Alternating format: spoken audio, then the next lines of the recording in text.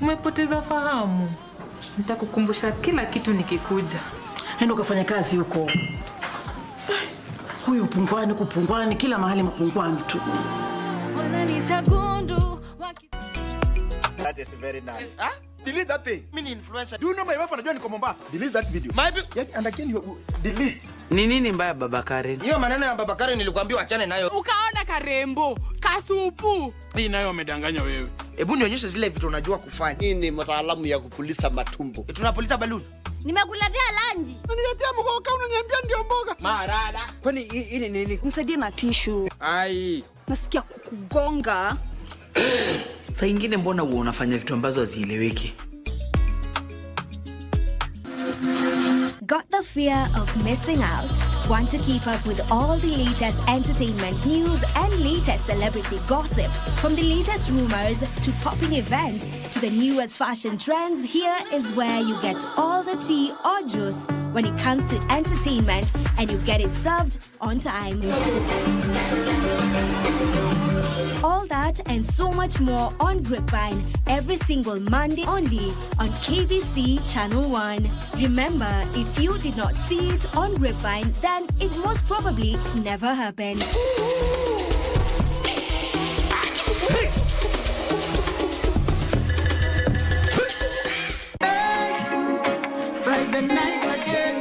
Greetings in the name of the Most High Jah Rastafari. My good name is Marley Moses, the positive warrior, alongside... Yes, sir, DJ D-Rage, the baddest. Each and every Wednesday from 10 p.m. on KBC Channel 1 TV. Tunakuletea the biggest reggae party in 254 in a yard extra. Extra niceness of reggae music. Extra dose of entertainment. When the thing is nice, we have to do it twice.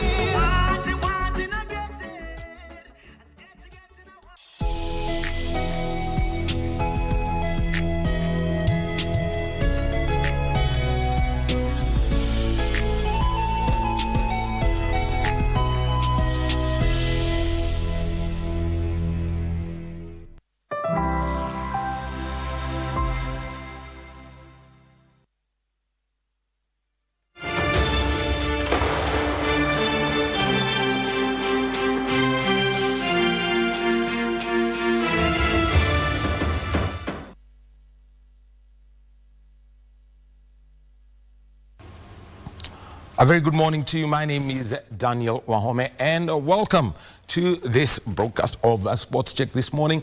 Well, our focus this morning is going mainly to be around the Mau Forest Complex Integrated Conservation and Livelihood Improvement Program that is taking place in Nakuru County.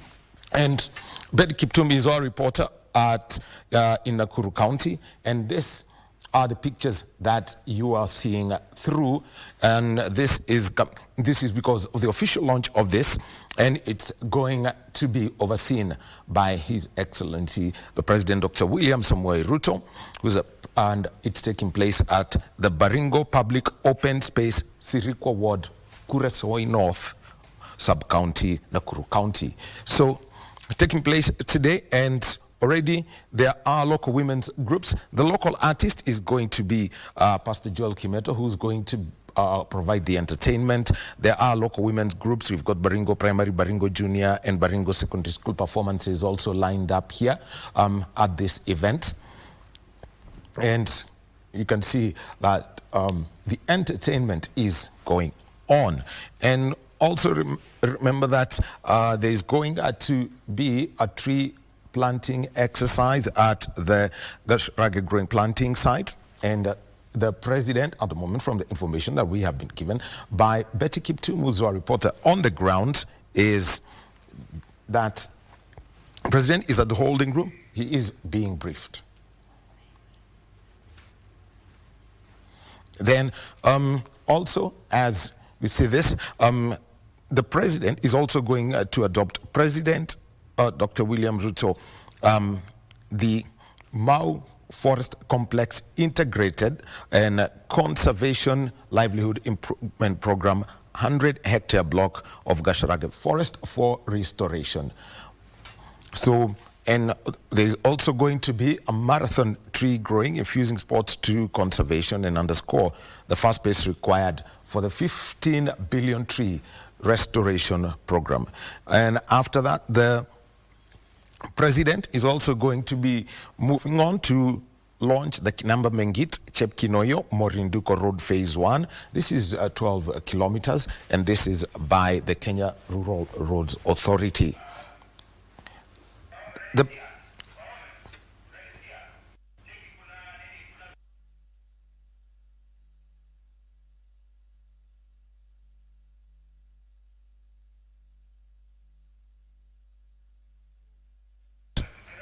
After that, the president is also going to launch the Kenyatta Dam, and the state. This is going to be overseen by the State Department for irrigation. So that's another part of it. And also remember, there's a component to the last mile connectivity for rural electrification and renewable energy corporation and the Kenya Power and Lighting. They're going to be doing that. 2 milk coolers by the State Department for livestock. 10,000 avocado seedlings by the Agriculture and Food Authority of Kenya. We also have got 9,700 assorted fruit tree seedlings by the Kenya Accreditation Service. 5,000 seedlings coming through from the Coffee Research Institute, and also 250 bags of potato seeds by the Agricultural Development Corporation, and also 1,000 kgs of pyrethrum processing. So there is a lot of a whole program that's going to be there today all around the Rift Valley region.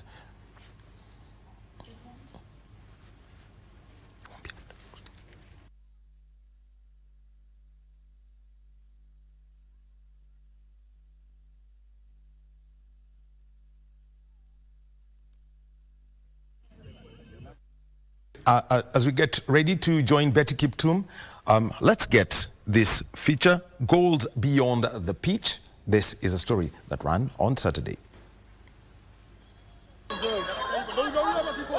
17 teams representing different regions within Nairobi County gathered with one goal: to play, connect, and dream beyond their circumstances. Tuna imetusaidia, tumekukana na madrugs hizo. Najua ukiingia kwa madrugs ni rahisi upoteze life. Sasa tumejiunga tucheze ball ndo tusiingie kwa maneno ya drugs. Sikuwe mauru. The tournament, organized by the Kibera Reformation and Transformation Center, aims to empower and uplift vulnerable youth and street-connected children. Most of the time, uko idol tu. Sa unaona, leo niende niibe. Umeenda umekutana na marafiki wenzako, wanakuingiza kwa hiyo kikundi ya kuiba. Siku moja mnapanga mnaenda kuiba. Nakaa tena wanakuingiza unaanza kuvuta bangi. Tunathank sana KRTC, wametu bring up, wametoka street. Juu kama tungekuwa street, sasa tungekuwa poa. Maybe drugs, sasa tungekuwa, maybe some of us wangekuwa jela. Founded in 2003, the organization has been working tirelessly to provide a sense of belonging, mentorship, and opportunity for young people living in the streets of Nairobi. Kitu ilifanya pia mimi nikaingia kutrainisha madem, juu kuna time nilipata msichana alikosana na wazazi wake. So ila kumuongelesha pia ndiye arudi kwa wazazi wake ilikuwa changamoto mob. So msichana kaanza kuuza hizo banki, kuuza miadarati, kafika time like uwezi mwambia, kaanza kuchikalisha, lakini kuna ilifika time wakati alishikwa kutoka jela. Ndio mimi nikamuingiza kwa team, so nikapatia hapo motisha ya kusema pia wasichana pia ninawasawa trainisha. Na kitu ya kwanza pia niko na msichana mwenye at least amepitia changamoto kama hiyo, pia at least anawakaidi kidogo. Our aim is to reintegrate those children back to their families kule nyumbani. As we all know, watoto wa mitaa, as referred to them, have really been neglected by many people. And that's why when you walk around, ukipita Ngara pale, ukipita Mudhurwa kule, ukipita CBD unapata wale watoto wako pale. So sisi tuko na mission moja kama KRTC, kusaidia watoto watoke mitaani, wafanye nini? Waweze kurudi manyumbani, ama the right place ya mtoto kukua ni kukaa na wazazi wake pale nyumbani. But the day isn't just about football. Alongside the intense matches shared by passionate fans were activities designed to nurture both the body and mind, that is yoga and fitness sessions, mental health, education and therapy, motivational talks, and a communal feeding program for all participating and attendees. Nimegain sana. Nimegain, kuna kuwin, kuna kulose na kuna kudraw. Na pia nitasaidia juu watu wengi mtaa je ichezea kwa grokai. Sawa, tumefurahia. Tumeperform fit, tuko na teamwork. Watu wanarekebishana, kama umefanya mistake unakusikiza. Si kila mtu anafaa kusikiza mwenzake. So tumeperform poa. On the pitch, the children showcased not only their football skills, but also their teamwork, determination and resilience to mirror the challenges they face off the field. Tuna moso inakwanga kuanzia asubuhi mpaka jioni. Hiyo time hakuna mtu anakwangana maybe time ya kuchukua drugs hivi. So imetusaidia sana. Moso tumekuwa avoided na vitu mingi huko kwa street. Ali marriages, kuwa violence na watu wengine zimetusaidia sana. My team, we have these children who are orphans, and through this tournament we have played this the second edition. The first edition we played, and a good number of the boys in the team who are orphans, they managed to get some sponsorship that has enabled them to go to school, and some of them have even get sponsorship and scholarships. Some of them are in college and universities. Beyond trophies and medals, the event serves as a platform to remind these young players that they matter and their dreams are valid, and that with support and opportunity, they can transform their lives and communities. Ningependa kuambia watumie talents zao bie. Yani waliumbwa na Asikia tu kwa nyumba. Mrest talent yako. Nizatamani sana nende maju. Nikutetea nisaidia watu wengine juu. Hatuko peke yetu, tuko watu wengi sana. So nizatamani hii talent yangu nipeleke mbali, nikuje nisaidie watu wengine huku. Moso Kibra kuna watu wengi wenye ni orphans. The Nairobi Street Soccer Tournament is not just a mere tournament, but a tournament that is used by the organizers to create awareness and educate the youths on the effects of the usage of the drugs and substance. For Legends Edition Sports, from Dandora Stadium, I'm The Nairobi Street Children Tournament, took place over the weekend. And we're just taking a look at our itinerary for today. It's all based in Nakuru County. And I think one reporter, Betty Kiptum, is going to be part of this. So remember, I mentioned the launching of the last mile connectivity for electricity in Kuresoi North Sub-County. And this is by the Rural Electrification and Renewable Energy Corporation, that's REREC, and KPLC, which is a part of the Mau Forest Complex Integrated Conservation and Livelihood Improvement Program, milk coolers from the State Department of Agriculture, 5,000 avocado seedlings and 9,000 assorted fruit tree seedlings, 5,000 seedlings from the Tea Research Institute. So that's part of it. 10,000 kg pyrethrum processing company of Kenya. That's also going to be part of that. And then we have got beehives by the SMACH Foundation. And also there's going to be waste bin by packaging producer Responsive Pacro, who are also going to be part of this. So it is a very big itinerary for the president, who is in Nakuru County, so at Gacharaga, and we just want to take a look at the pictures, because the president is expected now to lead this in doing this. So 100 hectares of the Gacharaga forest block for restoration. So we should be getting to see that as it comes. And after that, remember, there is a 12-kilometer road, phase 1 of the Kinamba Mengit Chepkinoyo Morinduko Road. And there is also the Kenyatta Dam, and this is also going to be leaves for the launching site of the Kenyatta Dam.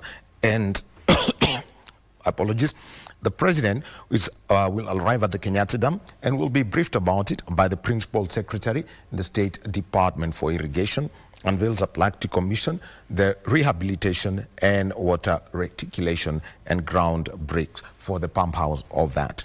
So they're also going to be, there's the Baringo public meeting area. So that's where the two components, there is the livelihood improvement program, which is known as the CLIP component of this. And we also have got the forest complex integrated, restoration of that. Remember, 15 million trees expected to be planted. There's still about another, 7 years where they're going to be doing this.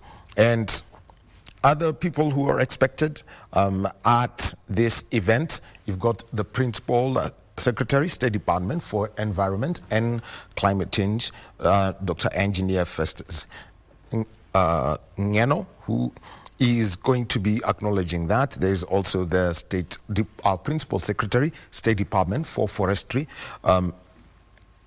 Mr. Mugambi, who's going to speak, the county commissioner, who is going to, of Nakuru, Loyford Kibara, and the elected representatives from that area. You've got the Honorable Alfred Mutai, the MP for Kuresoi North constituency, and you also have got the MP for Kuresoi South, the Honorable Joseph Tunui, the Charity Kathumbi Chepkoni, the MP for Njoro, the Kimani Kuria from Molo, the Honorable Liz Chelule, who's the woman representative in Nakuru County. You've got Honorable Tabitha Karanja, who's the senator of Nakuru County.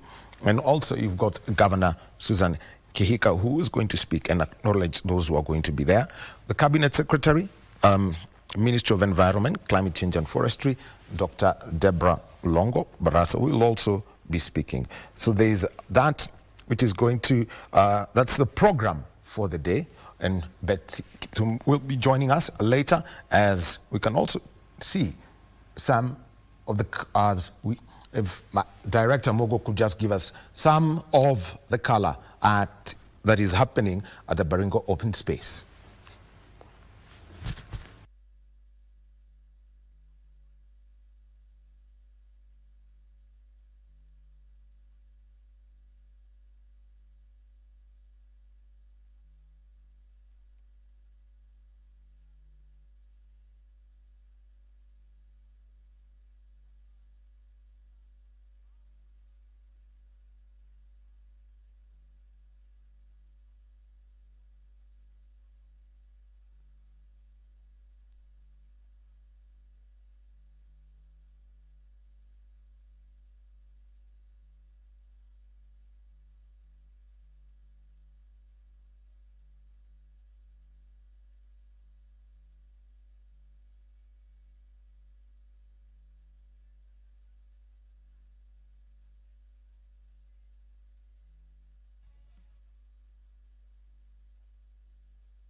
Arrival of the president, where the official launch of the Mao Forest Complex Integrated Conservation and Livelihood Improvement Program. As we wait for our team down in Kuresoi to get ready and get together with us, let's get the story of the ace boxer Boniface Mugunde.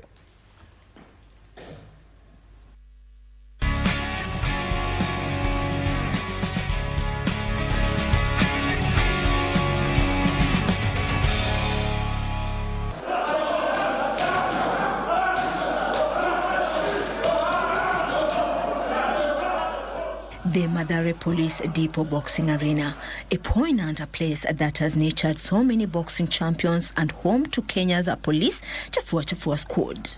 Kenya Police wanatushikilia mkono. Timu yetu ni timu kubwa. Si hivyo ndio tusema timu yetu ni timu kubwa, chafua. Ukienda kila mara sikia chafua. So ni the grace, sisi Martin sisi ni grace. Na tunashukuru pia makocha wetu wanatushikilia mkono. Makocha wetu ni wazazi wetu. Hiyo ni kitu moja yenye sisi utufurahia kati kwa hapa pamoja. Boniface Mugunde, their light middleweight champion, who has continued to put them on the world map with his ventures and achievements.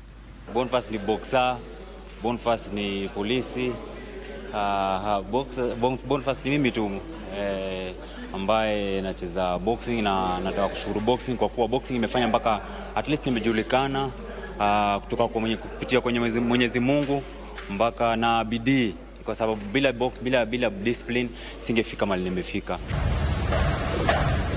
But that's not where he started his sporting career. He could have featured for Kenya Police FC, but destiny had its own idea of directing one's course in life. Nilianza tu mchezo, nilikuwa nacheza mpira ambayo nilikuwa napata kila saa niko bench. Sasa unapata nikakuja nikasema ngoja nijaribu kitu mpya. Nikaingia tu kwa hall nikajaribu boxing. Kwanza tu boxing pole, mchezo wangu wa kwanza nilishinda. Ndio boxing ikaingia kwa damu yangu at least. Nikaanza kucheza. Siku ya kwanza mzazi wangu alikuwa anakataa nicheze, lakini akakuja akaanza kunishikilia mkono. Nataka kumshukuru pia. Nataka kushukuru familia yangu kwa kuniombea, na kutoka maombi yao ndio nimefanya nikafika mahali nimefika sasa. And a pugilist, the midfielder was destined to be where he found his footing, but it wasn't all that rosy. Mara ya kwanza obvious kuna hiyo tension yenye inakuanga, lakini sikuwa na hiyo tension vile, kwa sababu nilikuwa na ile moral ya kuwakilisha Kenya. Kwa mchezo wangu wa kwanza ambao ilikuwa 2019, which ilikuwa All African Games, ilikuwa huko Morocco, na niliweza kuleta bronze. Na hiyo ilikuwa mchezo wangu wa kwanza, niliweza kuleta bronze. Kwa hivyo ilikuwa achievement kubwa kwangu ambayo ikanipatia morali ya kurudi kuendelea kuwork more, kwa sababu niliamini kama nimepata bronze naweza endelea kusonga mbele. So hiyo ndio ilifanya nikakuja nikaanza kujishape, nikaanza kujinoa mpaka sasa hivi maliko. He found his balance to ring rings around his opponents and make it to the medal brackets with his Congo-Brazzaville Africa Boxing Championship performance all outstanding to secure Kenya's first gold medal in 7 years in an emotional bout that whirled his eyes. Ilikuwa African Championship, ilikuwa pale Congo, Kinshasa. Ilikuwa mchezo kubwa. African Championship si mchezo ndogo, ni mchezo kubwa, na nilikuwa na hiyo imani kuwa tutaenda kushinda, tunaenda kukuja na matokeo mazuri, lakini sikuwa najua mimi ndo naleta gold. Nilikuwa najua sisi wote at least tutaperform vizuri, lakini sasa ile imani nilikuwa nayo na ile bidii nilikuwa nimewakia, nilienda huko nikapata wachezaji wangu pia walikuwa wazuri, lakini nilianza kuwa outclass, nikaendelea kusonga na mwishowe nikakuja nikapata hiyo gold ambayo nilichapa mchezaji kutoka Burundi, na ilinipatia ushindi wangu which nileta gold Kenya. Ilikuwa machozi kwa sababu ni kitu poa sana kusikia wimbo wa Kenya ukiimba nchi nyingine. At least ni kitu poa sana, unasikia hata kutoa machozi. The captain has always led by example in all his bouts. The winner by knockouts in the blue corner representing Kenya, Boniface Mugunde. Zone 3 nimecheza zone 3 yenye hiyo ambayo inakuja Kenya. Kuna yenye nilicheza, tulikuwa pale Congo, niweza kuchukua bronze, nikuja nikachukua silver. So natarajia gold. Hiyo ndio maombi yangu, natarajia gold kwa sababu nimechukua bronze, nikachukua silver ya pili. Sasa ni gold ndio tunawakia, kwa sababu hakuna kitu haiwezekani. Hiyo ndio Kenya mimi naamini. Hakuna Kenya haiwezekani, na nikaendelea kucheza ambayo tulienda qualifiers. Sikuweza kuqualify but at least nilisonga mbele. Hiyo ni achievement kubwa sana. Unajua huko utapata wachezaji wazuri, wala wachezaji wazuri wote. So at least ukipata unaendelea kusonga mbele, jua at least you are doing something. Boniface Mugunde is still confident that he'll find his way to the World Championship podium one day among others. Lengo langu kwa boxing kama next year kuna mchezo kubwa, kuna Commonwealth Games which sijai kuwakilisha Commonwealth. Sisi wakilisha, na maombi yangu ni kuwakilisha Commonwealth, na si kuwakilisha tu peke yake, ni kuenda na kusimama kwa podium. Hiyo ndio maombi yangu kubwa sana, naamini hakuna kitu haiwezekani, kila kitu inawezekana. Kusimama kwa podium, at least nikisikia hiyo wimbo wa Kenya kiimbwa, hakuna kitu haiwezekani, mimi naamini inawezekana. Hiyo ndio lengo langu. Alafu kuna World Championship pia, nina imani kuwa World Championship kwa si ati ni mchezo ngumu, si ati ni mchezo ati tunapata na watu wakali kutushinda, hapana. Ni wale tu mazoezi tunafanya ndio wanafanya. Makochi wako nao ndio makochi ni the same tu, lakini ni ile tu imani yenye unaweza kuwa nayo, na hiyo kujituma yenye hiyo ni kujituma tu nitakupatia, itakusaidia uendelee, at least upate hata medal. World Championship pia na imani kuwa naweza kuja kuleta medali, hakuna kitu wezekani, na ile kubwa zaidi ni at least kuwakilisha taifa letu kwa Olympics. Last year hatukuweza kuwakilisha timu ya boxing, hatukuweza kuwakilisha, ilikuwa kitu kingine uchungu sana, hatukuweza kuwakilisha sisi kama team, which ni kitu yenye haifanyika.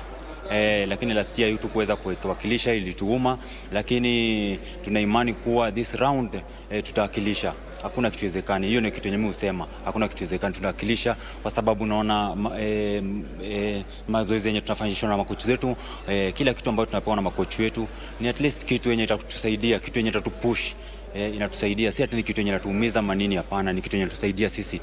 Na hiyo bidii ya kila mtu ambaye matimu yangu, na nashukuru kila mtu, tuko na bidii, tuko na umoja, tunasikizana. Hiyo ni kitu yenye pia inasaidia at least kila mtu. Unajua kuna ile yenye unapata mko wengi lakini hamsikizani. Hiyo ni kitu kingine mbaya. Hata mwezi kuwa na umoja. Lakini nashukuru kwa kuwa tuko na umoja, tuko wengi. Sisi wote ni kama ndugu na dada. Sisi wote tunataka kila mtu kwenda mahali, kila mtu kuleta medali, kila mtu kurepresent our nation na kupatia nchi yetu sifa kubwa. So hiyo ni kitu nzuri sana na timu yangu naishukuru pia. And that's how dedicated the police constable is, for he knows too well how many battles is won on the ring, including healthy ones. Wachezaji unapata kama mfano sasa tuseme kama World Championship, unapata hao Waarabu ni watu wenye wanatumia skills mingi. Hao wanatumia skills mingi, unapata watumia hata nguvu, wanatumia skills mingi, unapata hao wana tap tu, wanagusa. Kama kuna mchezaji nilicheza naye kutoka Ireland, huyo ndo mchezaji mwenye sijai cheza na mchezaji kama huyo. Achapi na nguvu, anagusa tu, lakini uwezi mpata. Sasa nilijaribu yangu yote, najaribu kutoa nguvu yangu yote, nini simpati, na miss ambaye nilikuwa nacheza, lakini kwa ring, lakini kwa roho yangu kuna venye nilikuwa nafanya kwa sababu ya kumiss. So walinipatia kazi kubwa sana ambayo ilinipatia mimi mpaka hiyo hesabu hiyo, mtihani. Kuna hiyo kitu yenye ilikuja venye nirudi, nilienda kaka chini peke yangu nikasema na huyu mchezaji nini nafanya, anachezaje? Sasa nikakuja bado hata video zake ukaangalia kwa simu yangu na video zake mingi sana, so naendelea kumfuatilia, naona vile anafanya vitu anafanya. So at least hata mimi ndo nikifanya hapa, at least nione kama kuna improvement, nione kama kuna improvement kubwa sana, which naamini kuna improvement kubwa sana. With so many sportsmen and women battling mental health issues due to pressure, sports has a way of reducing anxiety and depression and all that. And boxing is therapeutic, as they have found out, to involve it in the gym sessions. It's all because of the champions who have broken the silence with bare knuckles in the boxing arena. Unapata kaa uko hapa kwa gym, uko na furaha kuliko nyumbani. Unaweza pata nyumbani umeenda umpatiwa stress mingi, maybe unaweza pata unajua tu stress ya nyumbani, lakini ukuja hapa kwa gym unapata uko na furaha, makocha anakupatia advice si hata ya boxing pekee, mpaka life. So ni kitu nzuri sana, unapata tunajijenga, unapata tunaendelea, unapata kitu moja yenye inasumbua maboxer wengi ni depression. Unapata depression, unapata mtu vitu mingi zinamfanyikia, lakini at least kwa gym unapata makocha wetu wanatukalisha chini, wanatupatia at least somo fulani ya life ya boxing. Hiyo ndio yenye inatusaidia, unapata boxing yetu inaendelea ku grow. Boniface Mogunde, Kenya and Africa's light middleweight boxing champion, is no exception, for he has proven time and again is a force to be reckoned with. Nataka kuambia wa Kenya watuombe zaidi. Mchezo usi rahisi. Zone 3 unajua ni timu iko 12. Timu ziko 12 zinakuja kuja Kenya. Ambayo itakuwa mchezo rahisi. So tunaomba wa Kenya watuombee, na tunaomba support pia hata kwa government watu support. Kama ball naona ilisupportiwa vizuri sana, ilisupportiwa na ambayo hiyo support ndio ilianza kuwasaidia at least wakaendelea kusonga. At least pia president tunaweza muomba pia at least atushike mkono pia, akuja tusaidia, tu support at least mtu ile morale yake itatusaidia, at least tunasonga, tunaendelea ku perform vizuri. Kwa hivyo support ndio kitu yenye tunaomba sana support. He's all ready again to put his country on the map in the upcoming Africa Zone 3 Championship, and as captain, he will lead by example. Kwanza nataka kumshukuru Mungu kwa umbali huu ametuleta mpaka wakati huu. Matayarisho ya kupoa, kikosi kikubwa kama umekiona.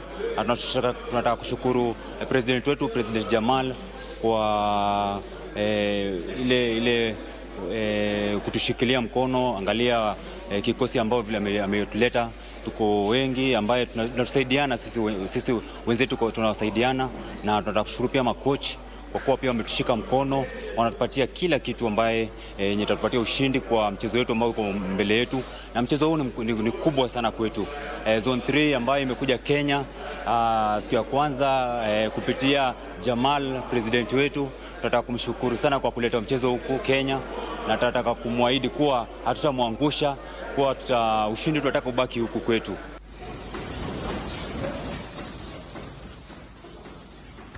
That's the story of boxer Boniface Mogunde. And also another great athlete of Kenya, as you know, we are also getting ready to join our team in Kuresoi, that is in Nakuru North, and this is for the Mau Forest Complex Integrated Conservation and Livelihood Improvement Program.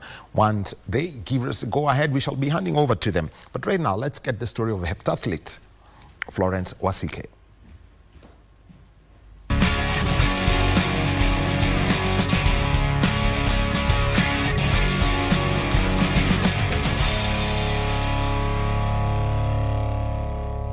Florence Wasike has done it all in athletics. She has been to the track as well as field events in a combination that has seen her stand out for Prisons Kenya, where she works up to date.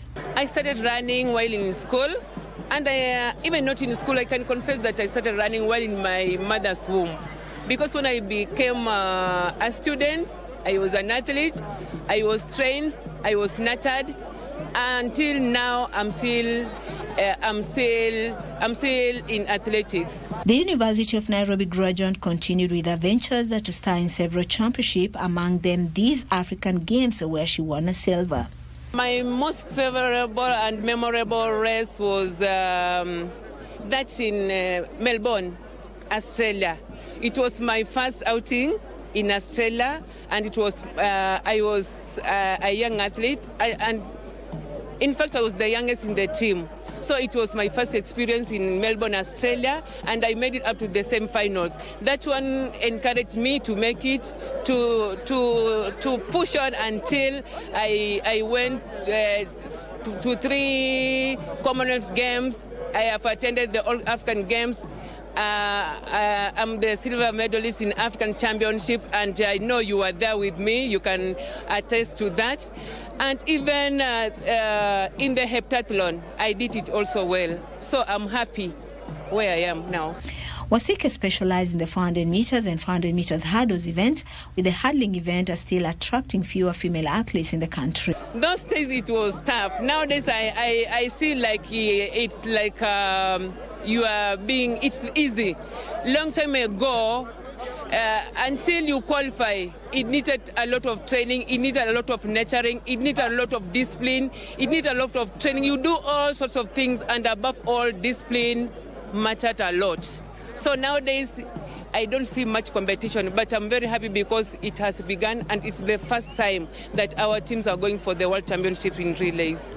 And she went further to compete in the enduring combined events, namely the heptathlon, which includes the 7 events, namely the 100 meters hurdles, the high jump, the shot put, 200 meters run, the long jump, the javelin throw, and the 800 meters. To be an heptathlete, it needs discipline, it needs perseverance and commitment too, because in heptathletes, a lot of events. It's a combined event thing, it's a 7 event thing. You need to run, you need to jump, you need to throw. So it's upon you to plan well how you are going to master all the techniques. When you are doing a jumping event, you are doing a throwing event, or when you are doing a track and field, a track event that's running. So it depends with your mind and your coach that is leading you to all this.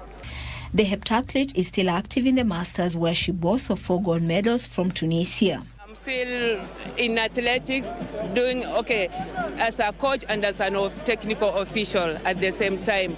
On the other hand, I'm a Masters athletics, that's the age of 35 and above. You run according to your age category. Like lastly, I'm a defending champion in Spain. We are the world championship in Masters in 4x4 relay, and I'm happy for that. In Tunisia, I captained the team to Africa Championships. I got 4 gold medals in Masters. in all in 400 meters hurdles, 100 meters hurdles, and both relays, 4x1 and 4x4. So I'm happy.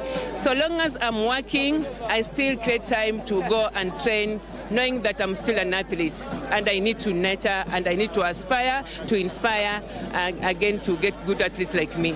Her passion for the relays was evident when Team Kenya qualified for the World Athletics Championship in Tokyo, though they didn't manage to make it to the medal brackets. We are happy because as legends, we were once there and we know what it takes to be in national trials, to be maybe chosen to be among in the national team for the World Championship. So I'm very much optimistic that as sprinters in Kenya now we have become and we are there.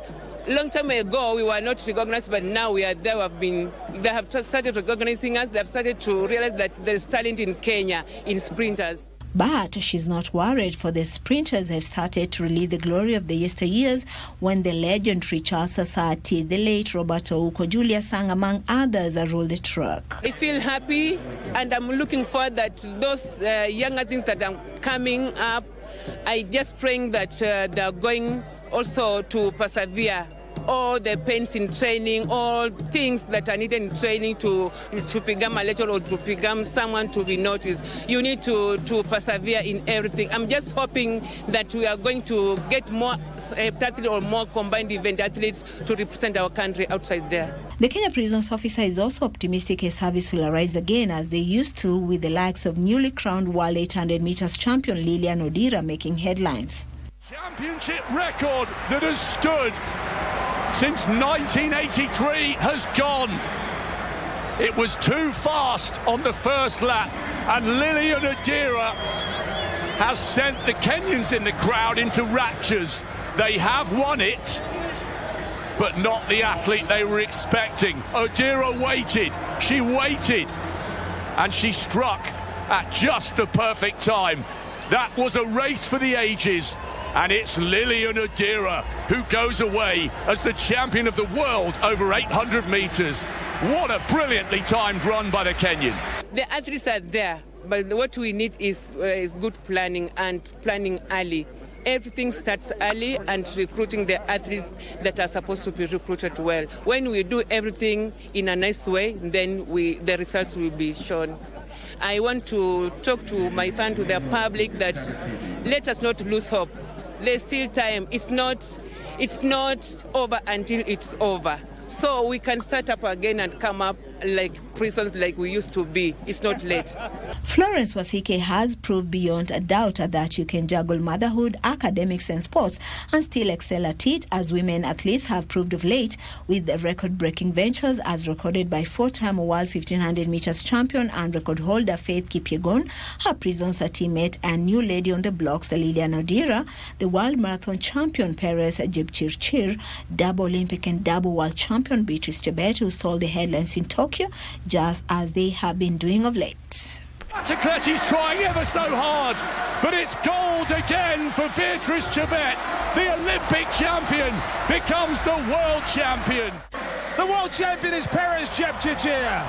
Ethiopia takes second with Tigst Sefa. When it comes to major championship marathons in Tokyo, it's Perez Jepchirchir again. Okay, as a female athlete, there are a lot of things you are struggling with. You are a mother, you are an athlete, maybe you are an employee, all these things. But we as women, we are talented, we are blessed because God created us so to multitask. So we know how to multitask. You can be a mother, you need to take care of your family, you need to maybe to go to work, you are needed maybe by the country and to do a lot of activities, but we need to plan. God created us with extra mind to persevere and to multitask. That's why the women, we are strong and we look forward for the best in everything, even to help men.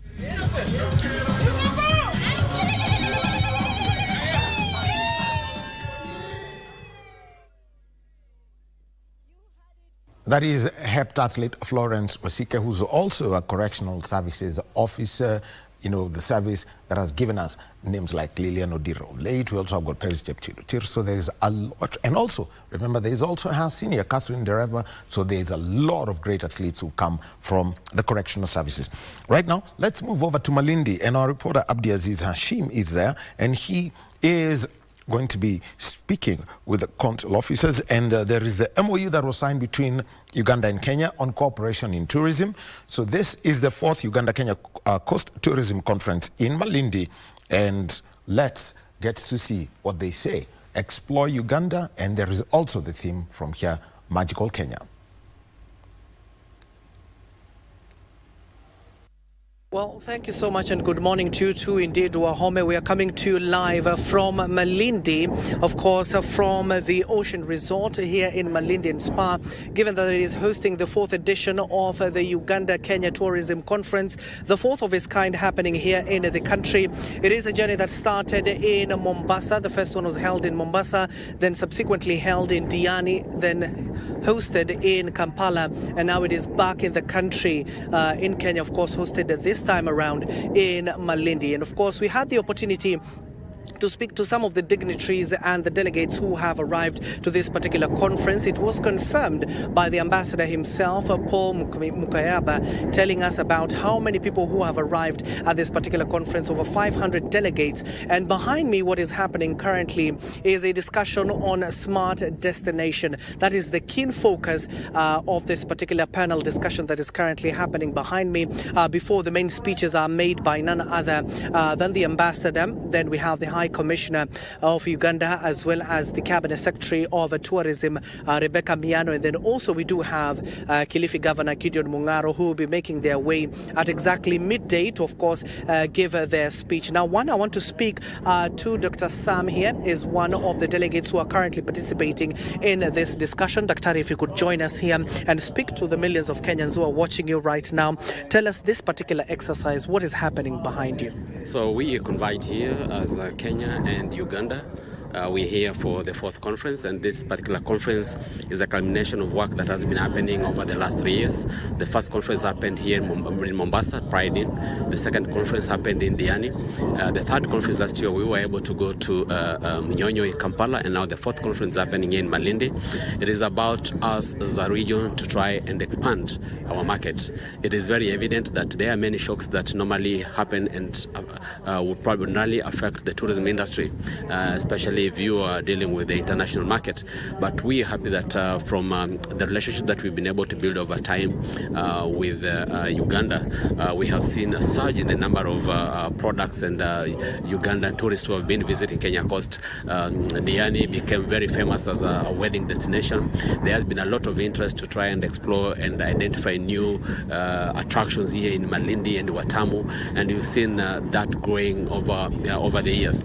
And this has actually been necessitated by this kind of arrangement where the private sector in Kenya works very closely with the Ugandan High Commissioner here in Mombasa, in the coast region, and we've been able to organize the conference starting with farm trips. So, for example, the whole of last week we had over 100 Ugandans who arrived in the Kenya coast for a 4 to 5 days farm trip.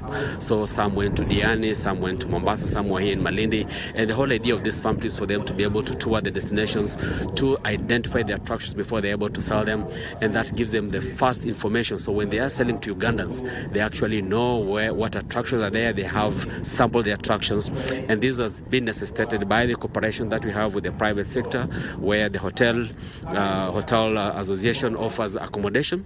The two operators provide the vehicles, and we were able to involve all the stakeholders, for example, the boat operators, showing and giving the experience to the delegates, first-hand experience. When you go to the mangrove, when for example, in Mombasa, they were able to go to Hala Park, we were able to go to Akamba Handicraft. These are ordinarily raw attractions that tourists are actually looking for, and therefore giving this information and experience to the two operators from Uganda gives them confidence to be able to set the destination.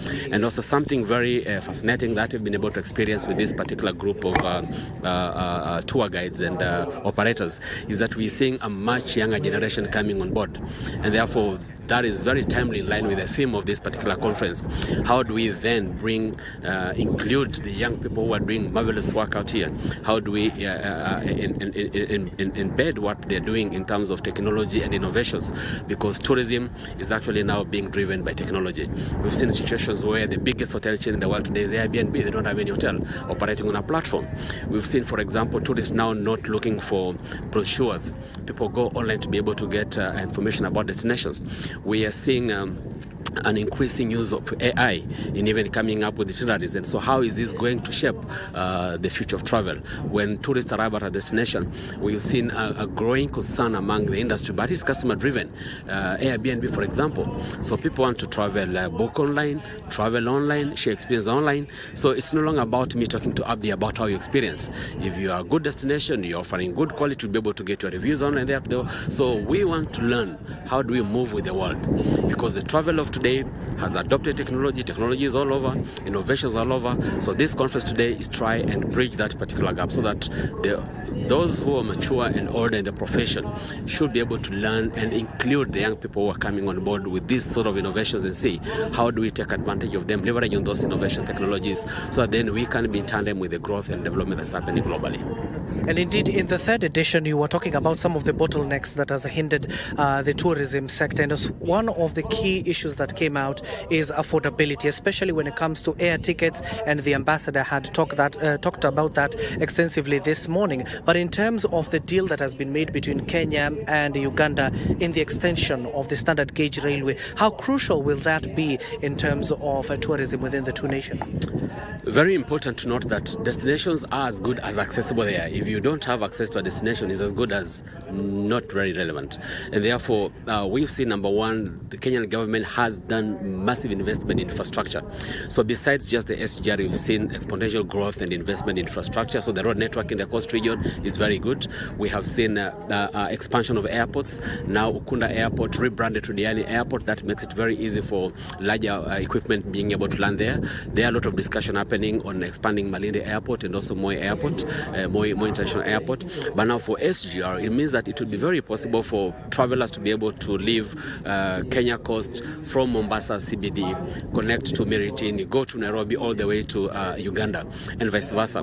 So that will make it very possible for people amongst these countries to be able to travel and visit and also enhance trade. We've seen, for example, for this particular conference and last year when we got a chance to go for the farm trip, there are a lot of Kenyans who decided to take the bus just to go to and sample Uganda as a product. So even for this particular conference, we had a significant number of operators who came in through Nairobi and took the SGR.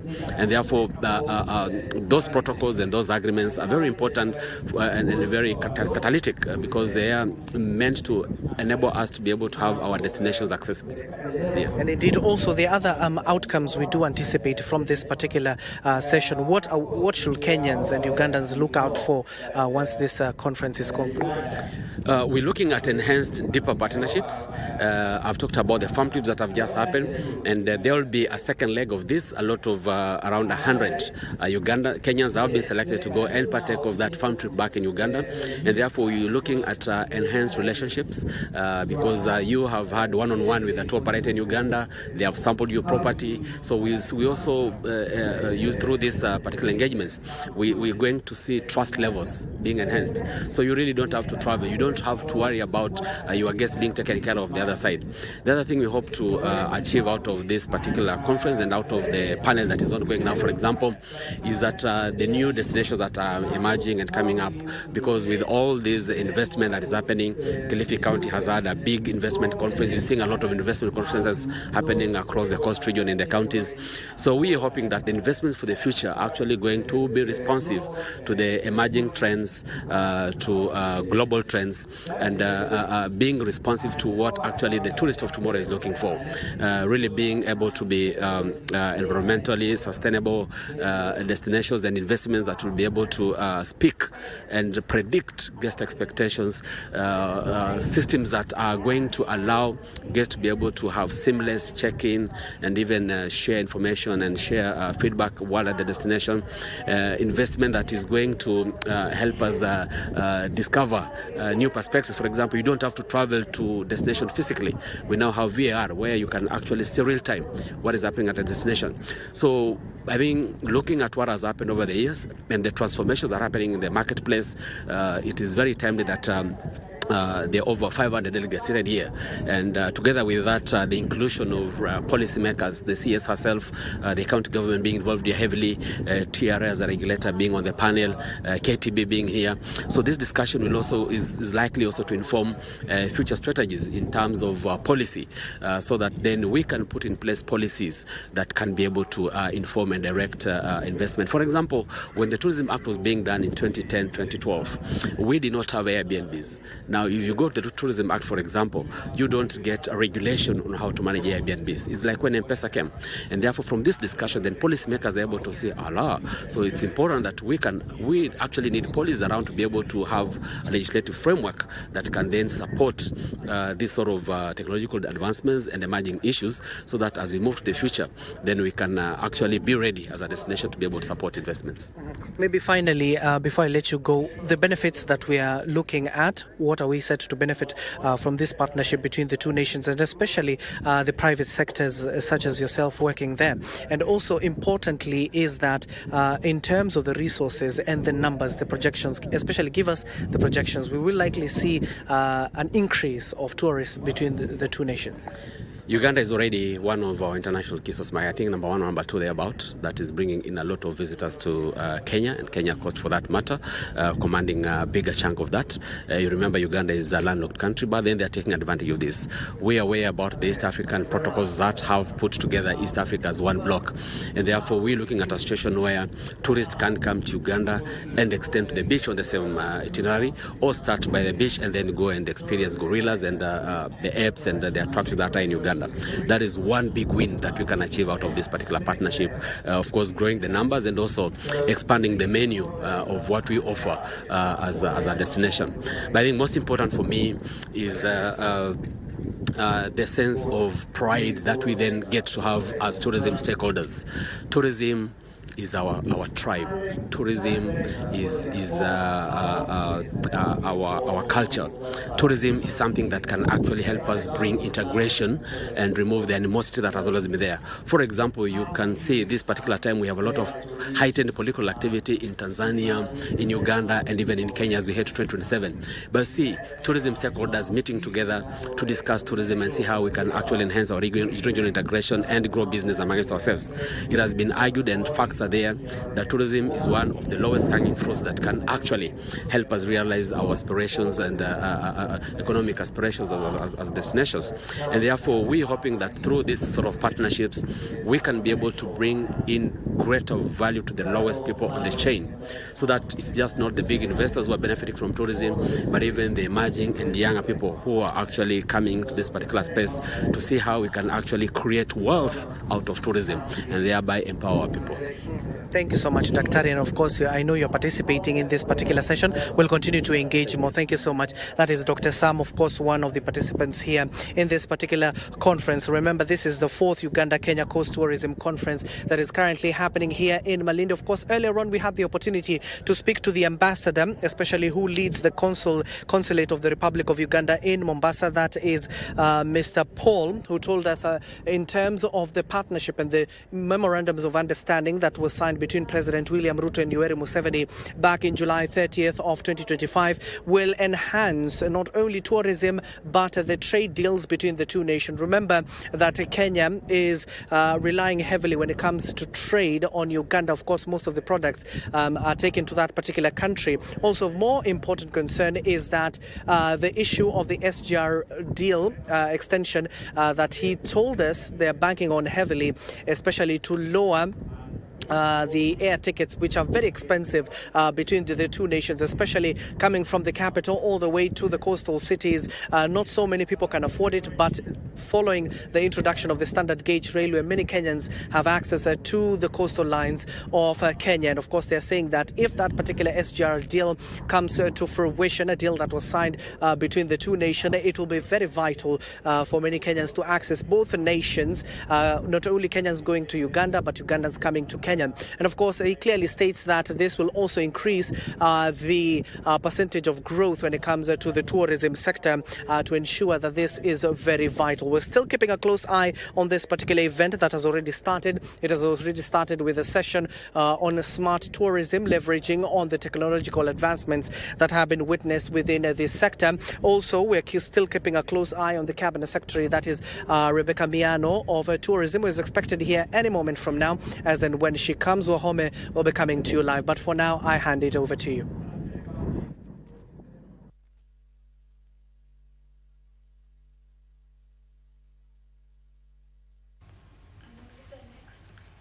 Well, that has been our reporter Abdiaziz Hashim, who is in Malindi, and this is a tourism collaboration that was between Kenya and Uganda.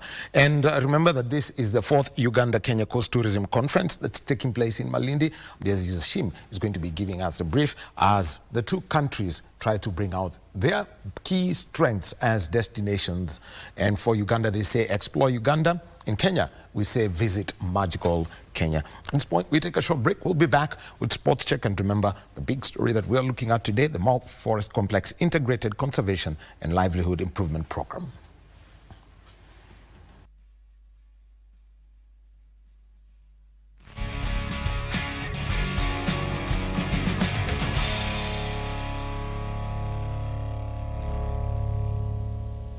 He has done it all in volleyball, from being a player, a coach to administrator, with a successful record to cap it all. I was born in Simat village and started my career of education in Simat Primary before changing the primary to Davis Primary, where my brother was the headmaster. So our area is known in athletics and volleyball. I can give a few members who have been in sports. That is David Letting, who is the national coach for athletics. We have Maremu Pet. We have Aspel Kibrok, Augustin Choge. And then now in volleyball, we come from the same area with Philip Mayo, Massimo Him, Mayo's sister, Lois Tarus, and many others. It all started at Kapsabet Boys High School, where he could have chosen to play basketball, what with his height, but he set off for volleyball instead. In our area, they used to be the champions in primary school, and most of them who are schooling in primary in Simat, they joined St. Patrick 10, and most of them are the ones who were champion for 18 years with St. Patrick. But when I joined Davis Primary, I couldn't play volleyball myself. So when I joined Kapsabet Boys, I started playing volleyball. And by the time when I was going out, I was already a good player. And his choice paid off, as he was quickly drafted in the National League while in his teens for Kenya Posta. I was recruited direct by KPTC, Post and Telecommunication, and I played for them for 1 season in Kikoso and also in with a club. I joined KCB in 1996. So my career, I can say, when I finished high school, I joined Posta in 1996. I played with KPTC 96 and 97. Kenya Commercial Bank were quicker to recruit him, and it paid dividends too for the club. 98, I joined Kenya Commercial Bank, KCB, and we went for the African Club Championship after being the national champion in Tunisia. As a club, I finished 4th with KCB in African Club Championship. So my first outing with KCB African Club Championship, I was spotted by Tunisian club, Rades Sportif du Sahel. He had a stint with the national men's volleyball team as well. I participated in All African Games in 1999. I helped the team. It was not easy to qualify in this zone because we were together with Egypt, but we managed to beat Egypt and qualify for the for the All African Games. That's the highest that we did when I was a player. We finished 4th in All African Games. That was in South Africa. And this is the time Wanyama was the captain for All African Games. Paul Bitok was the first volleyballer to go professional, where he plied his trade in Tunisia and Croatia. Immediately after the club championship, they signed me as a professional player. So I played in Tunis for 4 years, that is since 98 up to 2001, when I joined a Croatian club, Zagreb. So I was there in 2002, 2003, 2004 in Croatia. So when I came back after playing for more than 8 years as a professional player, I decided to quit as a captain of the national team, because I was also a captain for the national team for 8 years. I can say that as a person, I was the first professional player in Kenya, and it encouraged others that now we have more than 8 professional players in Kenya. I also helped during my time when I was in Tunisia to bring in Catherine Mabui to play with one of the clubs. I assisted also Dorcas when I was playing in Croatia. I made a move to bring her to join me in Croatia. And I think I played a big part with most of the players, you know, sending them to America to play professional. And currently I'm managing Sharon Chepchumba and Veronica Thiambo as their manager. And I'm bringing others now to change them from the local scene. I want them to be professional players, so that is my achievement. He later took up coaching, and what a better way than to start with his club KCB, with success too in the continent as they won the African title in 2006. I decided to start my career as a coach, so I enrolled myself with FIVB courses, and I was lucky. National Olympic Committee sponsored me to study in Croatia, in Hungary. So I was in Budapest University to study sports science and specialization in volleyball. So when I came back, I joined KCB. KCB was there, but they were not doing very well. But the first year when I joined KCB, we finished 3rd, that is 2005, and 2006 we became the African champion with KCB. And from there I was appointed as part of the technical team, Malkia Strikers, together with Lungao and Japanese coach Sugawara. And since that time up to last year when I retired from coaching, I have been in national team. Rwanda was calling by then, and he decided to take up the role as their national coach, who was revered to mold them into champions who terrorized the rest of the continent to become the champions of Africa. When I was still coach of KCB, I was spotted by Rwandan team, APR. So in 2009, I had a contract with APR club. And in this year, they noticed that I was a good coach and I was still a Kenyan coach with Malkia Strikers. They decided to observe me as a national coach for Rwanda.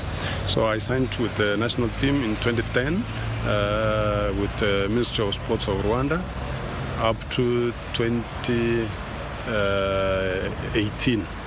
I was there for 10 years. I was managing beach volleyball youth, junior and senior teams. I had mixed results in Rwanda, and the best that I had was the beach volleyball. We were the African champion, and the other categories we were top 3. The 2020 Soya Awards Coach of the Year was called back home to translate the same in his home country with the Malkia Strikers. So when I came back in 2018, I was appointed immediately to join Malkia Strikers as the head coach, and I started again another journey with Malkia Strikers. And he did just that in the African Games, as he also qualified for the 2020 Olympic Games in Tokyo, where they did a farewell to exit in the pool stage. We went to Morocco for the All African Games. We won after the last edition, which Kenya lost. And then immediately we had the qualifiers for the Olympics 2020 for Tokyo, which also we were the champion, and we qualified for the Olympics. And then now, based on the ranking, we were nominated to continue with the international level, and we were participating in the World Championship in Netherlands in 2023. And then now, the last one now, we are the qualifiers, and also the Challenger Cup, which was in Philippines. I was supporting the team of Malkia Strikers, and then we qualified for the Olympics in Cameroon, and that was last time that I had a team with the Malkia Strikers. So that is Paul Bitok as a player and a coach. Nevertheless, he had done his part as a player and a coach, and it was now time to get into management, for he had a passion to change the sports for the better. And he did just that, to become the vice president of the Kenya Volleyball Federation. I think this is the first time that we have a coach joining directly to National Federation.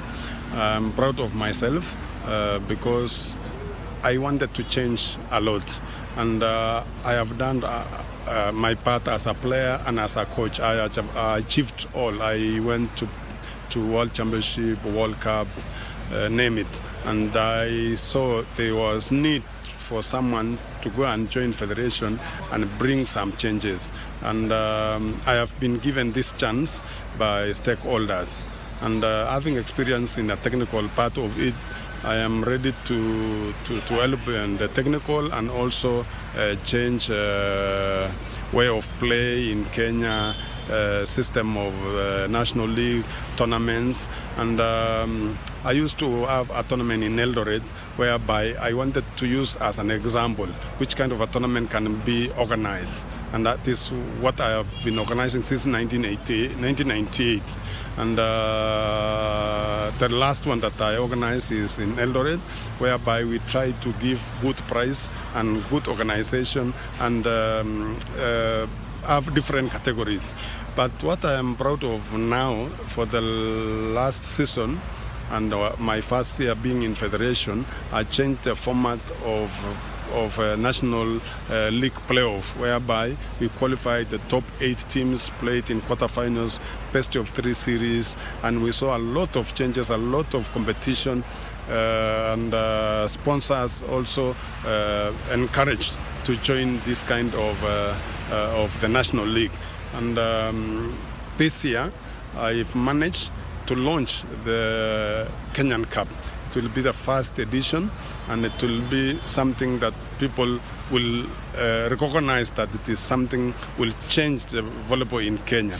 And I'm telling you this because the more we play many matches in a week, in a month, the improvement will be seen automatic when we go to African Club Championship or World Level, World Championship, World Cup.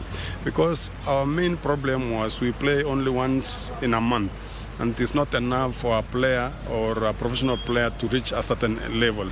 When we changed last year, we saw a good results on the men's side. They finished second in all African games. Prison's team finished top 3 in African Club Championship.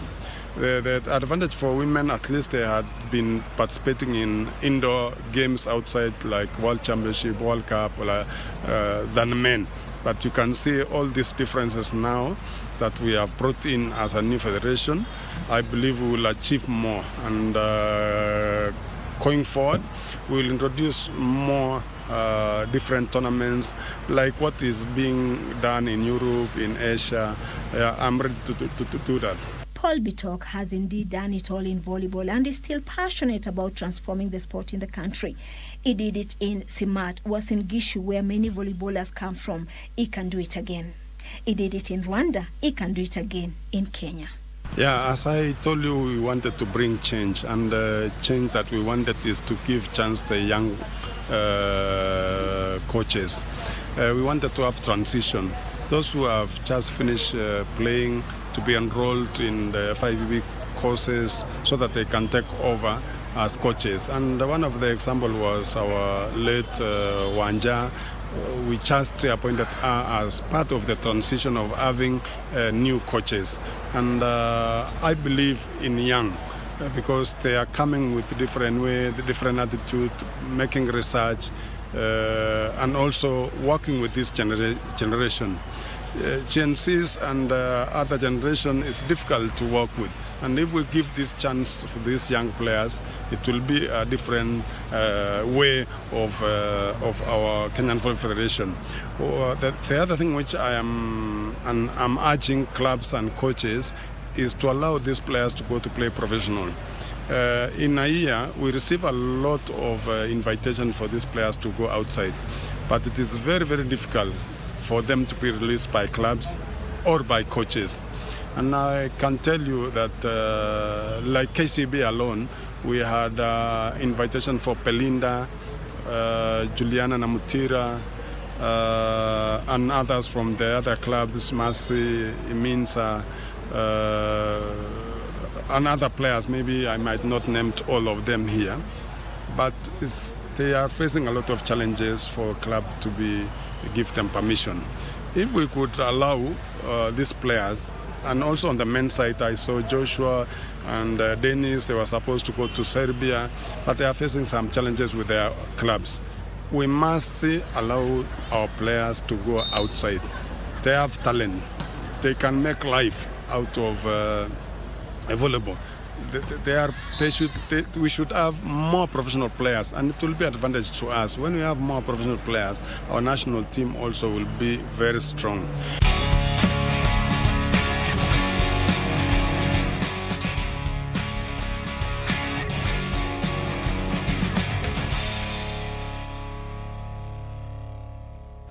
The ace, and that is the story of Paul Bitok, a legend of Kenyan volleyball, currently the vice chair of the Kenya Volleyball Federation. Well, this morning, let's get a story about squash that brings out the best from the young people. Let's get to listen to it.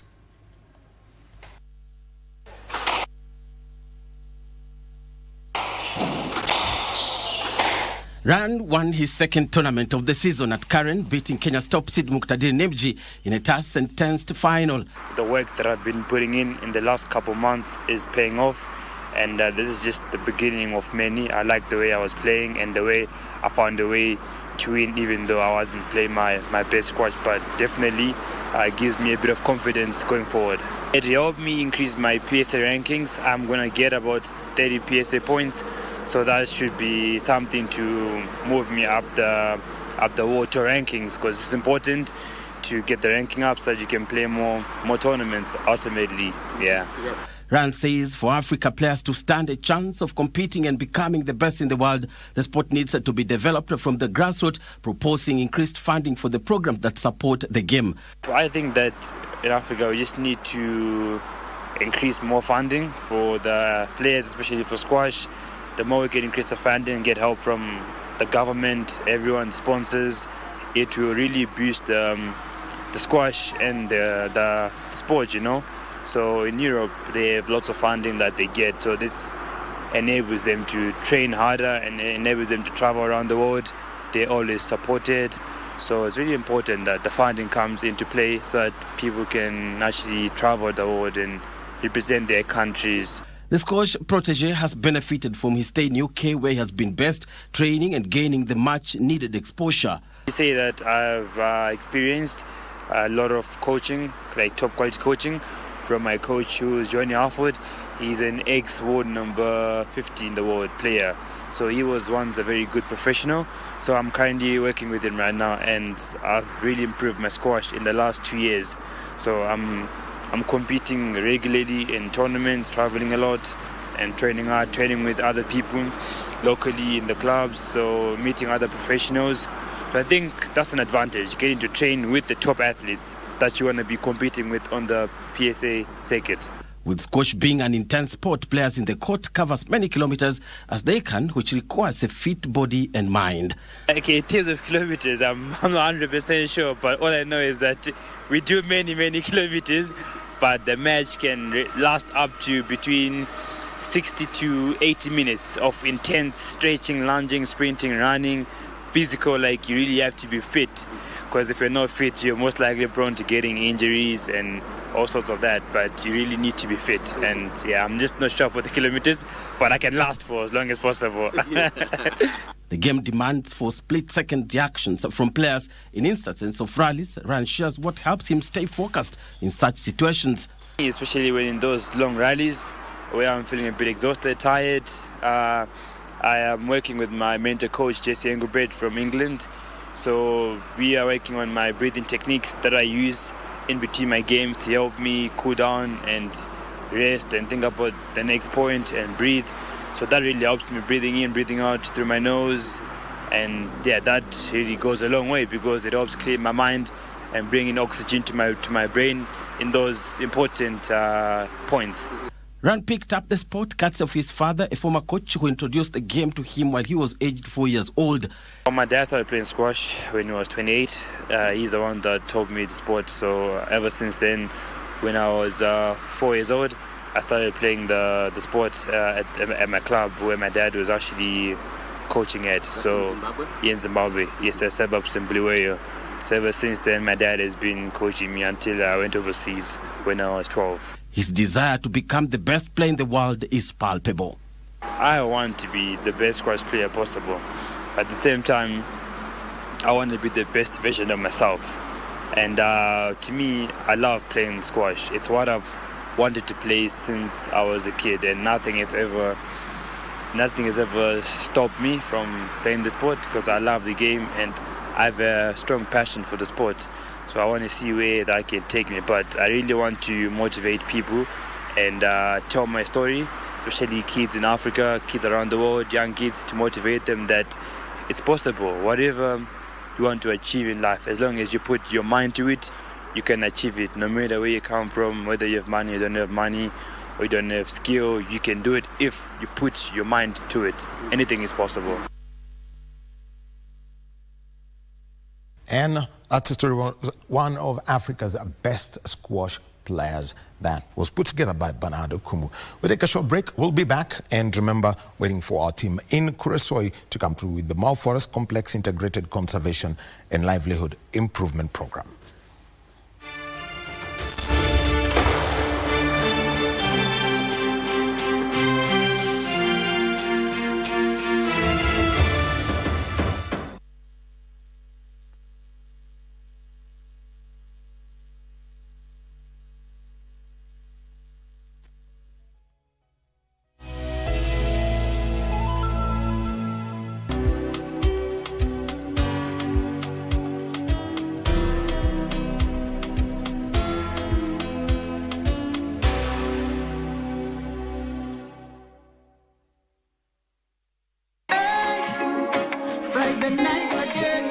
Greetings in the name of the Most High Jah Rastafari. My good name is Marley Moses, the positive warrior, alongside... Yes, sir, DJ D-Rage, the baddest. Each and every Wednesday from 10 p.m. on KBC Channel 1 TV. Tunakuletea the biggest reggae party in 254 in a yard extra. Extra niceness of reggae music. Extra dose of entertainment. When the thing is nice, we have to do it twice.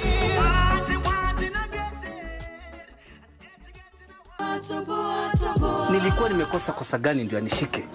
Lakini sasa unajua alikuonya mambo ya ulevi. Sikuwa mlevi. Daddy alikuwa ameenda wapi? Tulikuwa na mazungumzo na bwana chief. Ulamumwa aminyago. Ndakure vindu ndamangondo kose kono mino ni ndinyu mwana wevu. Santa fanya ajaki. Huyu ni omba. Iki kimzee kinatafuta nini hapa? Leo tutaonana mundu kwa mundu. We! Sitapoteza muda wangu na nguvu kwa mtu mjinga kama wewe. Umepoteza fahamu. Nitakukumbusha kila kitu nikikuja. Endo kafanya kazi huko. Huyu kupungwani kila mahali mpungwani tu. Nitagundu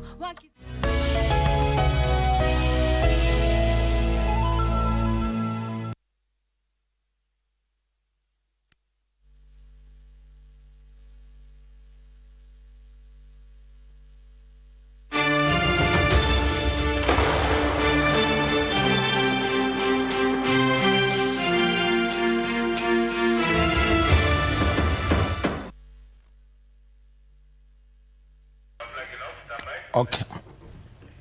And welcome back. It is Sports Check this Monday morning, and let us head over to Kuresoi North in Nakuru County, where His Excellency the President is there at the official launch of the Mau Forest Complex Integrated Conservation and Livelihood Improvement Program, MFCI CLIP. That's how it has been described.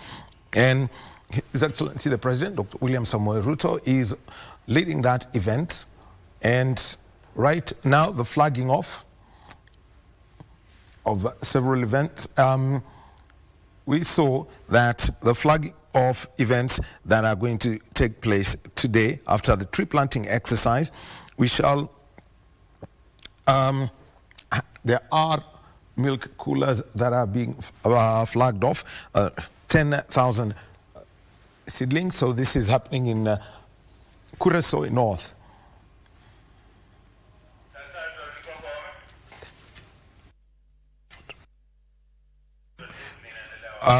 And so the launch, and part of that is there is the 12-kilometer, there was the after the Sharaga tree planting site, the president headed for the launching of the Kinamba Mengit Chep Kinoyo Morinduko Road Phase 1. That was by the Kenya Rural Roads Authority. And after that, the presidential motorcade will be at the Kenyatta Dam, and the president will be briefed about it by the Principal Secretary, State Department for Irrigation, and unveil a plaque to commission the rehabilitation and water rectification and ground breaking for, for the pump house. The president's motorcade will then leave the Kenyatta Dam to the Baringo Public Meeting Area, which is where we are at the moment. Those are the pictures that we are receiving. We can get to listen in on this.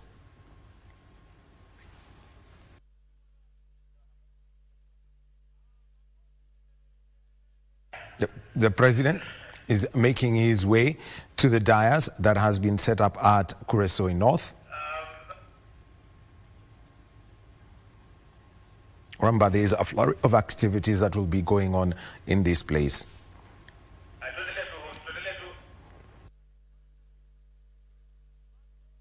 Also accompanied by the Governor of Nakuru County, Her Excellency Susan Kihika.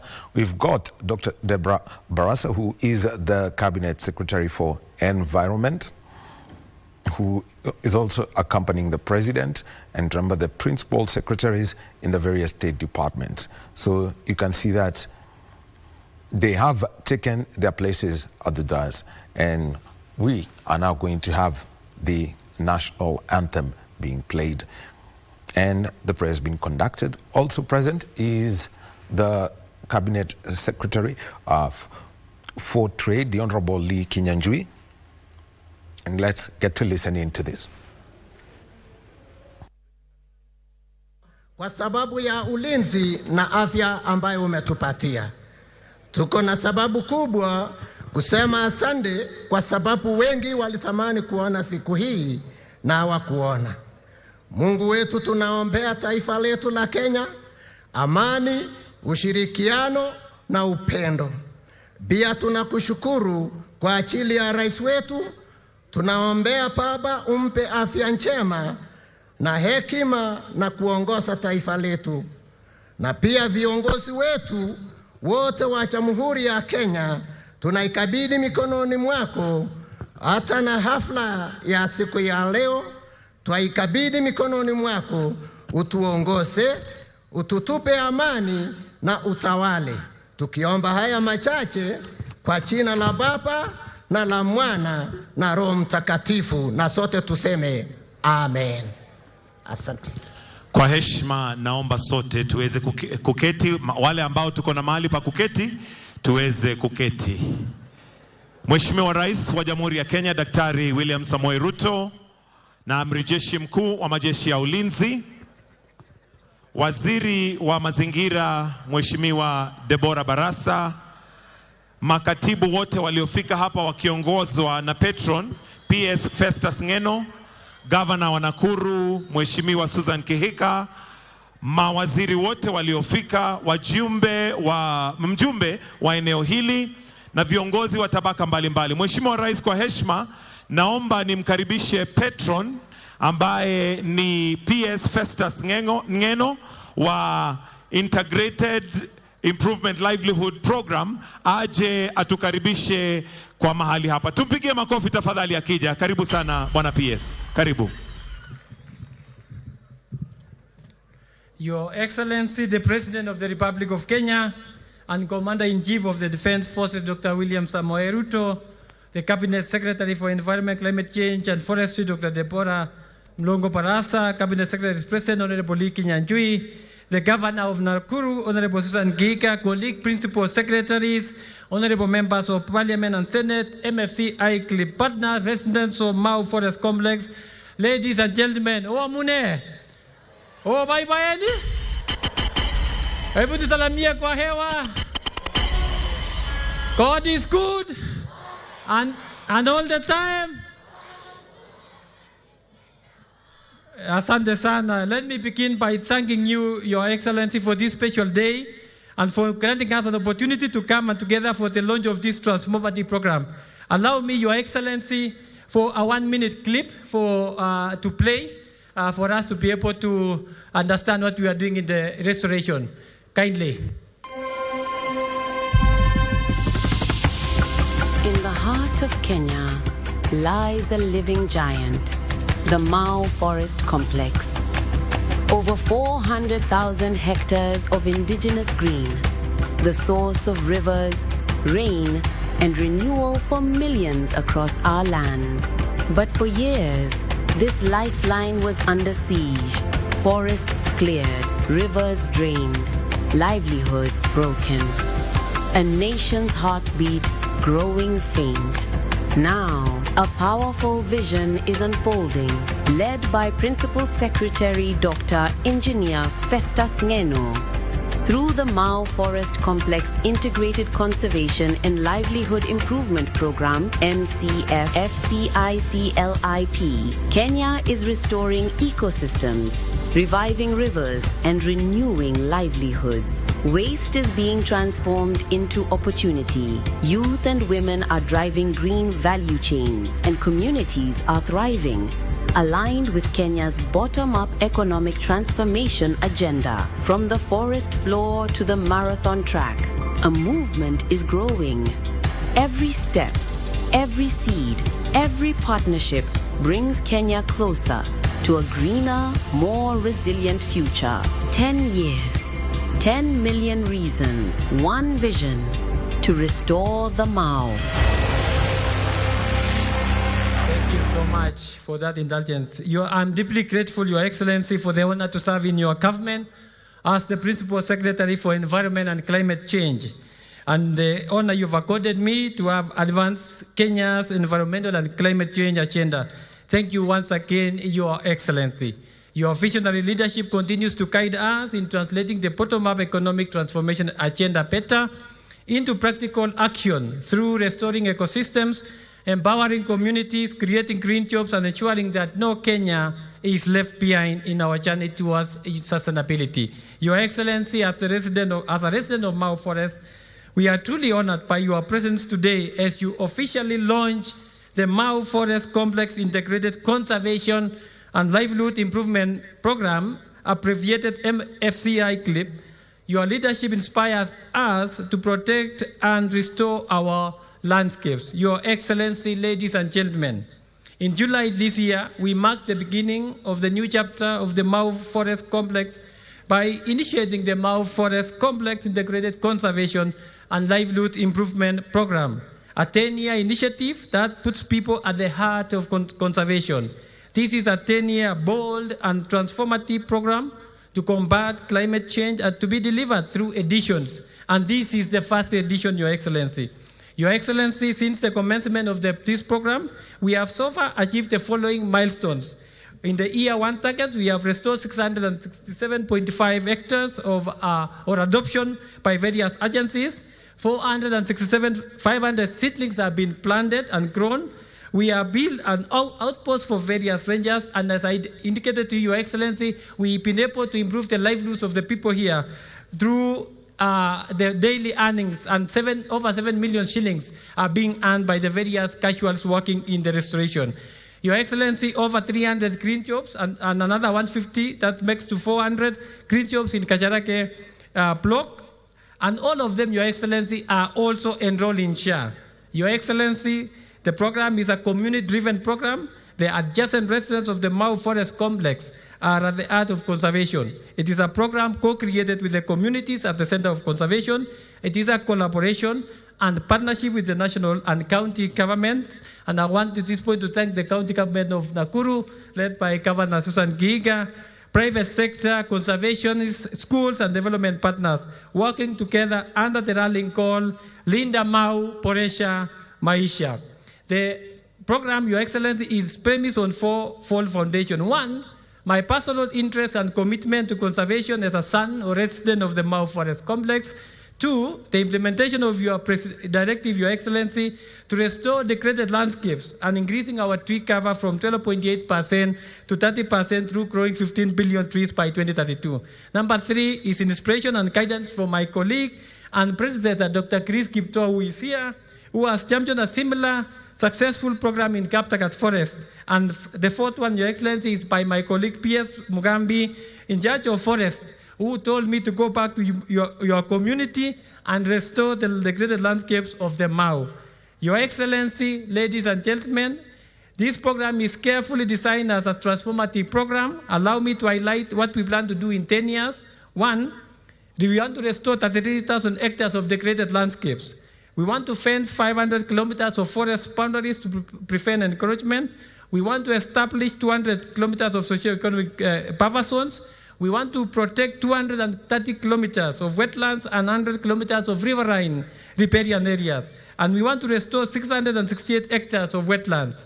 We want to implement sustainable management lands across 143,000 hectares, benefiting over 128,000 farmers across the 4 sub-counties where the program is domiciled. We want also to develop the 50 positive nature value chains, including honey, pyrethrum, sunflower, milk, potatoes, and avocado. And we want to host the annual Mau Conservation Marathon and more effectively blend with sports, conservation efforts, and cultivate local talent. Your Excellency, we had the first annual marathon last Friday and graciously graced by PS Sports and supported by the various partners. We want to integrate clean energy solutions and set up waste programs. As I draw to conclusion, Your Excellency, the program will create at least 100,000 direct green jobs across the tree nurseries, sustainable agriculture, nature-positive value chains, and wetland restoration. As you note, Your Excellency, the program is aligned with the bottom-up economic transformation agenda, ensuring that the Mau Forest Complex is not only restored, but also serve as a catalyst for inclusive economic growth, empowerment, and sustainable development for current and future generations.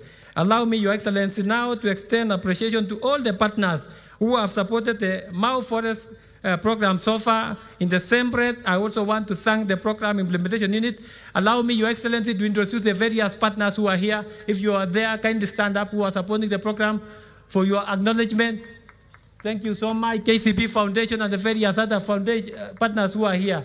Asanteni sana. There are so many, Your Excellency, who are part and parcel of this program. The program implementation unit, Your Excellency, this program was not designed by the consultant. It was done by our staff from the ministry. So allow me to appreciate them. They are seated somewhere here. Thank you so much. These are the staff from the Ministry of Environment, Climate Change and Forestry, and I want to really thank you for transforming and designing this program. I wish to extend also my heartfelt appreciation, Your Excellency, to the First Lady of the Republic of Kenya, Mama Rachel Ruto, the Chief of Staff and Head of Public Service, Governor Susan Gihiga, and the local leadership, especially the MPs of the beneficiary program of Njoro, Molo, Kuresoi North, and Kuresoi South for their support. The youth and sport, Your Excellency, as a component of the Mau Marathon, the inaugural marathon, we were able to do it last Friday, as I indicated. As a patron of the program, I remain committed to restoring the Mau Forest, and I hope that this launch shall be a message of hope, inspiration, and a resolve, a reminder that with commitment, community participation, and partnership, even the most degraded landscapes will be restored. Allow me to once again thank you, Your Excellency, for honoring us with your presence and launching the MFC iClip today. Asanteni sana na Mungu awabariki sana. Utaje President nyone? Arambe! Arambe! Asante sana. Mungu awabariki sana. Thank you so much, Your Excellency. Tumpigie Petron makofi tafadhali. PS Dr. Engineer Festus Ngeno. Your Excellency, sasa naomba nimwalike Governor wa Nakuru, Madam Susan Keheka. Naomba tumkaribishe kwa makofi tafadhali. Aje anene machache na pia awatambue viongozi ambao wamefika hapa. Karibu sana Madam Governor.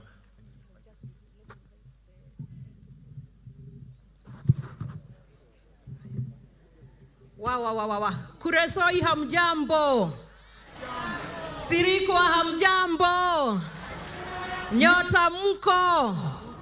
Kiptororo. Sirikwa. We are very happy, Your Excellency, to have you here.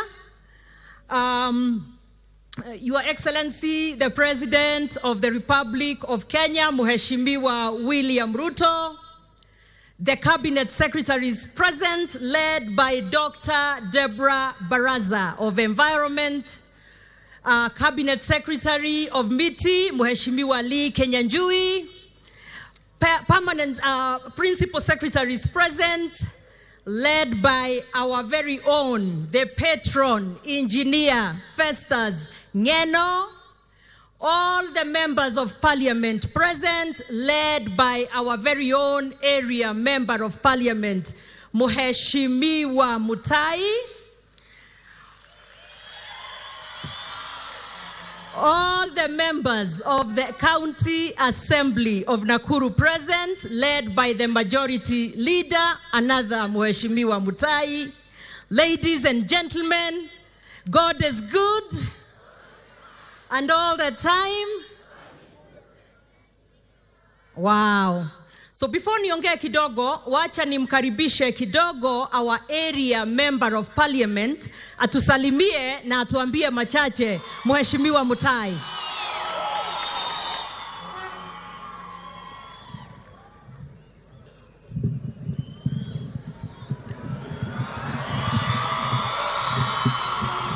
Asante sana. Your Excellency, the President of the Republic of Kenya, mawaziri wetu, governor wetu, all protocol observed.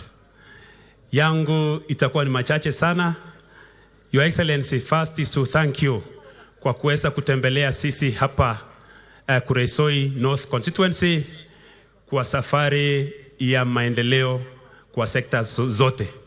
Your Excellency, first ni kushukuru wewe kwa tangazo lako la 15 billion trees journey, and today we are so much privileged kuwa moja wale ambao wanachangia upanzi wa miti 15 billion exercise ambayo, Your Excellency, I have some little history over it, whereby my neighbors here knows me better, and today, Your Excellency, I want to say that I am the ambassador. I am the #1 environmentalist ambaye anakushikilia sasa kwa maneno ya kutunza mazingira yetu. Your Excellency, I want to appreciate and thank you for actually identifying one of the sons of Nakuru County, one PS Ngeno, ambaye amechanga pakubwa sana kwa hii safari yetu ya kurudisha mazingira yetu. Tunasema asante sana. Now, Your Excellency, if there is any other assignment that you can add on top of this strong man, ongezea hapo. Your Excellency, nataka nikushukuru sababu baada ya upanzi wa miti umetupeleka, tumeenda na wewe, umeshuhudia kazi, umeilaunch kazi nzuri pale. Nataka niseme asante. Na vitu mingi ambayo nimeongea na wewe hapo, najua utakuuzia yote. Your Excellency, hii barabara yetu ya Kiamberiria Chefsiri, wewe ndio uko nayo, na mimi nitafurahi sana sababu hawa wangwana while you are away, Your Excellency, wamekuwa kinichuna na kuniuliza kama nimekuletea ujumbe. Najua leo watapata first hand information on top of vitu zingine ambayo umetuongezea kama Kuresoi North. Jambo lingine, Your Excellency, ni network ya stima. Mbeleni tukiingia na wewe kazi ilikuwa 16%. Leo najua imeongezeka, we are somewhere there. Na kuna zingine nimekuongezea hapo, ndio tusonge mbele tufike pale 80% connectivity ya stima. Your Excellency, la kwanza ni kukushukuru kwa program yako ya fertilizer. Our constituency is a rural constituency, mahali ambapo tumenufaika zaidi sana kwa serikali yako kupitia subsidy program ya fertilizer. Asante sana Your Excellency. Saa hii hapa atulili maneno ya chakula. Unaweza tupea assignment tulishe nchi nyingine ambayo utatupea tutalisha kama Kuresoi North. Your Excellency, kwa program zako zote hauchatuacha nyuma. Kuna miradi yote ya soko ambayo iko, kuna miradi yote kama housing pia tuko kwa mradi yako, tumeendelea pale Total kama hostels, na upande ya Kamara tumepewa housing project ambayo itakuwa hivi karibuni. Your Excellency, Your Excellency, nimetumwa tu kidogo na hawa wadozi. Tuko na shida kidogo pale upande ya Kuresoi town ama center. Tumelak mahali pa kufanya expansion, Your Excellency. Na kuna section kidogo ambapo sisi ni squatters kwa njia moja kwa ofisi ya serikali. Tunakuomba Your Excellency tupewe lease kupitia KFS ndio tuweze kujenga maofisi ya serikali pale Kuresoi, na pia tuweze kupata kitengo mahali ambapo tunaweza weka a housing project pale, Your Excellency. La mwisho, Your Excellency, pia tunataka tusema asante kwa maneno ya sports ambayo utakuja leo kuhona the champions of last week. Your Excellency, hapa Kuresoi North najua kuna stadium ambayo iko pale Kuresoi South. Nitakuomba Your Excellency amini stadium ambayo hawa wanariadha wawezi kufanyia mazoezi hapa Kuresoi North, na nitashukuru sana. I was once an athlete, Your Excellency. So itakuwa ni hona sana tukipata mahali, hata saa zingine nikipata nafasi huwa nanyorosha, ndio maana unaona my fitness si mbaya vile.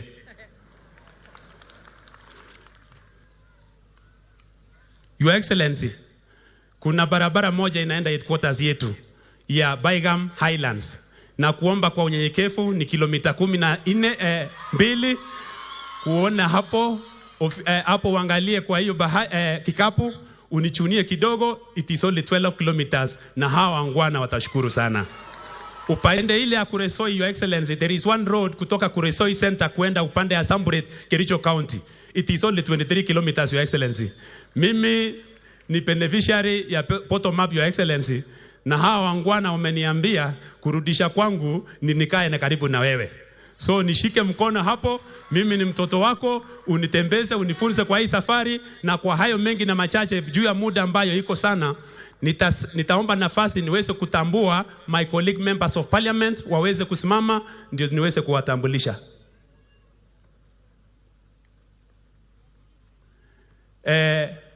Mkono hii tuko na Mheshimiwa Brighton Yegon, mbunge wa Konoin. Asante sana. Tuko na Mheshimiwa Cherorot, mbunge wa Kikelion East. Tuko na mrembo na kazi Njoki, mbunge kutoka pale Bahati. Tuko na senior wetu Mheshimiwa Kikaria, mbunge kutoka Nakuru Town East. Tuko na Mheshimiwa Jebor, mbunge kutoka Rongai. Asanteni sana na Mungu awabariki. Thank you very much.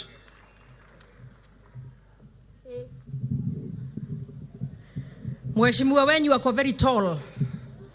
Hapo singewezana. Your Excellency, wacha pia nitambulishe our county MP Mheshimiwa Lisa Chelule. Nimeona senator pia, Mheshimiwa Senator. Na pia tuko na members of the county assembly led by the majority leader Mheshimiwa Tanui. Tuko na Kiptosha. Tuko na Emmanuel, Mheshimiwa Emmanuel. I wanted the ones kwanza wa hii area niwatambulishe so mjulikane mko hapa wote na wale wengine wote. Kiptororo pia nawaona, na Nyota, na Sirikwa, na Kamara. So thank you very much. Asante. So Your Excellency, let me very quickly, kwa sababu ninaona mvua inakuja na uko na 2 other functions in the course of the day today. So kwa hivyo mimi nitakimbia haraka sana, na kwanza ni kusema asanti sana kwa sababu umetushikilia sana kama Nakuru County na pia hasa hata kama Kuresoi in general na Kuresoi North specifically.